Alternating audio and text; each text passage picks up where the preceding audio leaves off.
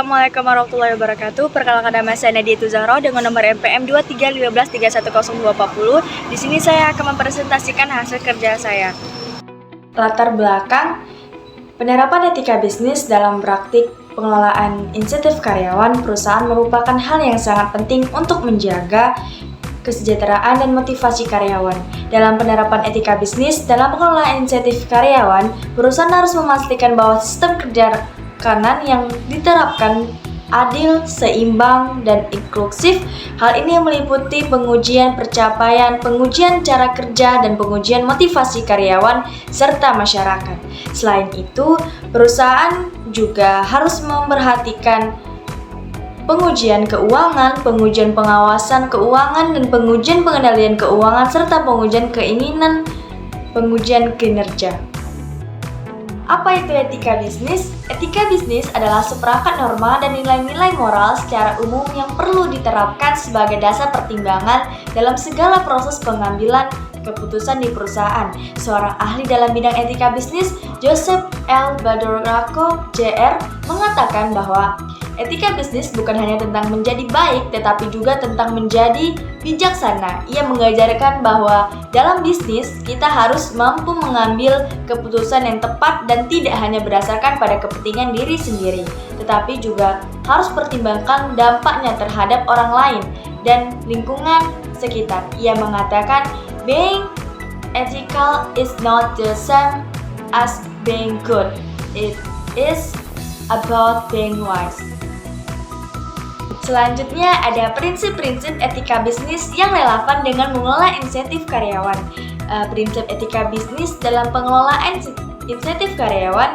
Pengelolaan insentif karyawan merupakan aspek penting dalam dunia bisnis yang memerlukan pendekatan yang etis. Prinsipnya itu terdiri dari keadilan, kesetaraan, transparansi, kepatuhan hukum, integritas, partisipasi, dan keterlibatan, pertanggungjawaban, berkelanjutan, keseimbangan antar tujuan bisnis dan kesejahteraan karyawan. Selanjutnya ada dampak positif dan negatif dari pengelolaan insentif karyawan yang tidak etis. Dampak positifnya yaitu memberikan insentif yang tidak etis pada karyawan tidak akan memberikan dampak positif pada insentif pengelolaan.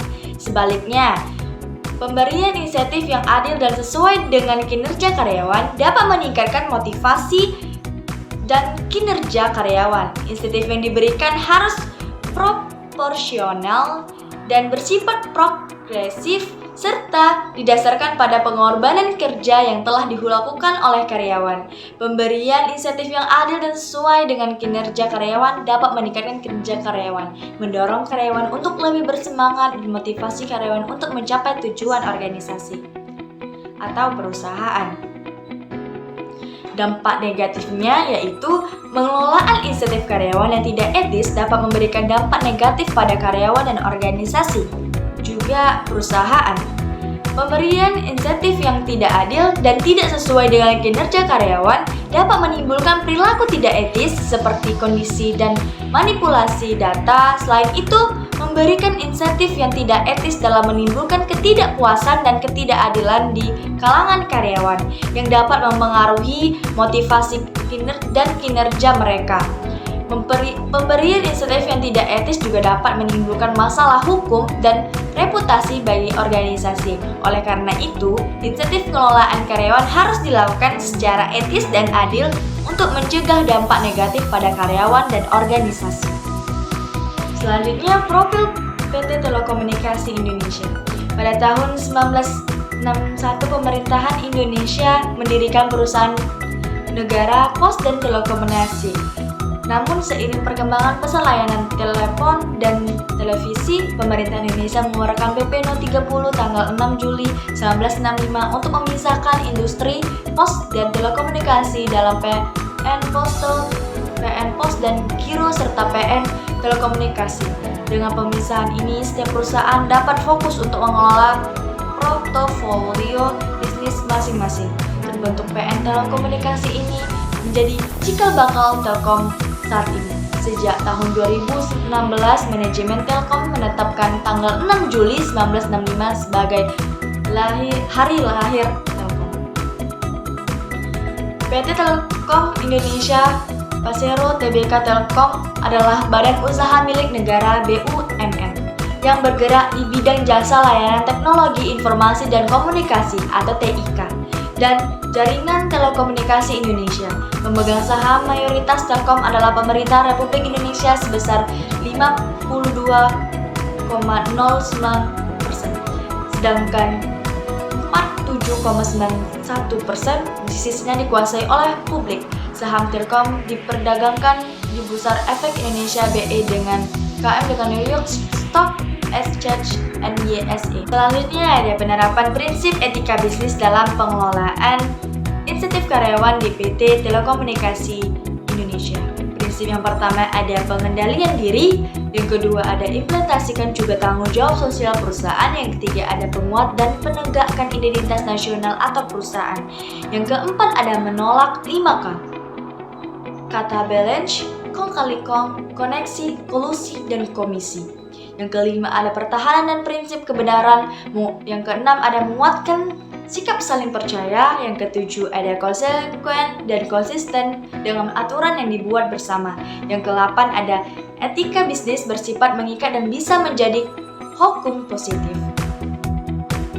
Etika kerja karyawan PT Telekomunikasi Indonesia adalah sistem nilai atau norma yang digunakan oleh seluruh karyawan dan pimpinan dalam bekerja sehari-hari dengan lingkup sebagai berikut. Yang pertama ada perilaku utama karyawan, terdiri dari kapasitas dan kapabilitas karyawan. Yang kedua ada kewajiban dan larangan, dan yang ketiga kerahasiaan informasi dan infrastruktur lingkungan kerja. Yang kedua ada perilaku utama pimpinan, terdiri dari perilaku pemimpin, perilaku direksi, perilaku Chief Executive Officer atau CEO, dan Chief Financial Officer atau CFO. Analisis praktik pengelolaan insentif karyawan di PT Telekomunikasi Indonesia. Perusahaan melalui leadernya juga menyampaikan leadership yang baik sehingga karyawan akan merasakan terikat dengan perusahaan. Karena itu membuat employee engagement survei diciptakan. Manfaat dari employee engagement yaitu menyatakan bahwa employee engagement dapat menciptakan kesuksesan bagi perusahaan melalui hal-hal berkaitan dengan kinerja karyawan, produktivitas, keselamatan kerja, kehadiran dan retensi, kepuasan pelanggan, loyalitas pelanggan, hingga profitabilitas. Dengan adanya pengaruh employee engagement terhadap kinerja karyawan, maka perusahaan dapat meningkatkan kinerja karyawannya melalui upaya peningkatan employee engagement. Karyawan juga memiliki ikatan kuat dengan perusahaan, akan meningkatkan informasi dalam bekerja untuk keuntungan perusahaan. Maka dari itu, employee engagement dapat menciptakan kesuksesan bagi perusahaan, salah satunya melalui peningkatan kinerja karyawan. Artinya employee engagement juga telah disadari oleh Telkom sejak tahun 2012. Telkom sudah menyelenggarakan engagement survei untuk menggantikan survei kepuasan kerja yang rutin dilakukan setiap tahun. Selain mempengaruhi kinerja perusahaan, employee engagement juga berpengaruh terhadap kinerja individu karyawan.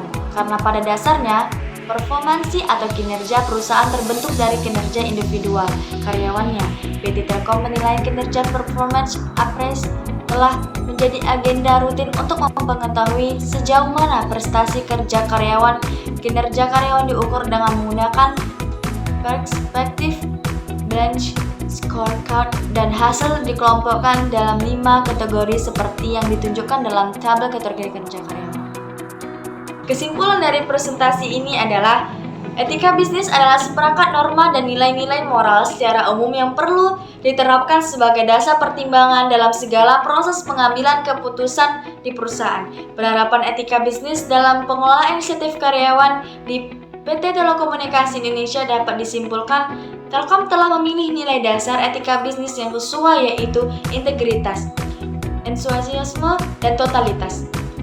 Penerapan etika bisnis di Telkom sudah komprehensif karena sudah meliputi implementasi kepada customer, mitra, dan stakeholders lainnya. Employee engagement yang terjadi merupakan hasil dari penerapan keadilan, penerapan equity atau keadilan di HCC Telkom, implementasi achievement atau pengakuan di HCC Telkom. Sementara itu, camaraderie atau hubungan kekerabatan di HCC Telkom. Kisaran nilai-nilai dasar tadi harus ditelaah lebih lanjut karena segalanya harus bisa dihubungkan dengan adanya perbaikan di sisi kinerja perusahaan secara keseluruhan. Kepercayaan investor harus bisa dinilai dengan penerapan etika bisnis di Telkom. Hasil penelitian ini memberi kontribusi pada penelitian yang telah dilakukan sebelumnya bahwa employee engagement berpengaruh terhadap kinerja karyawan. Hasil temuan ini diharapkan dapat memberi masukan bagi penelitian lain yang ingin melakukan penelitian lebih lanjut mengenai employee engagement dan pengaruh terhadap kinerja karyawan untuk melakukan penelitian dengan objek penelitian perusahaan yang berbeda atau sejenis. Terima kasih, itu sajalah presentasi dari saya. Mohon maaf jika ada salah kata atau penjelasan yang kurang jelas, mohon dimaafkan. Baiklah, Assalamualaikum warahmatullahi wabarakatuh. Sampai jumpa.